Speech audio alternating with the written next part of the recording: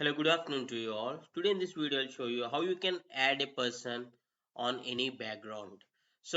And this tutorial I'm going to show you on using MS Paint. See here, this is just Paint software which will be within the within the Microsoft operating system. This is my Windows 11 laptop, and without any third party software to install like Photoshop or any mobile app, something like that, right within Paint I'm going to show you.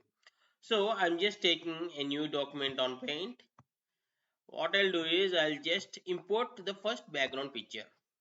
So you can keep your photo on that background picture, your selfie or any picture. So there will be option when you click on file, import to canvas, and from the file. So I already downloaded a photo on my computer, so I'll just take this picture.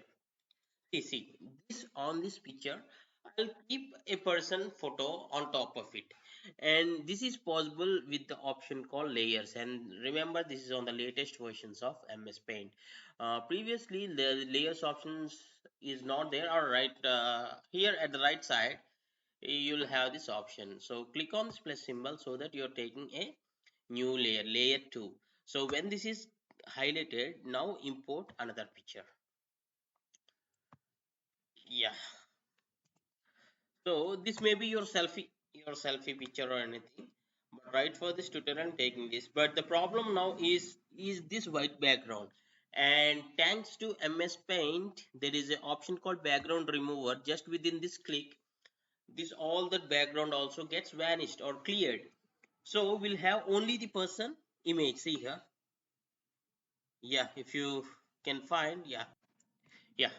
So if you want this layer to be on the top, just drag and place it at the top so that your background gets highlighted to the foreground, and you can make it down, or you can simply right click on it. You can say like move down so that goes to bottom. Yeah, in this way you can keep any picture as the foreground or the background, or you can keep your selfie picture on top of any picture. I hope you like this tutorial, and thanks for watching. Have a nice day.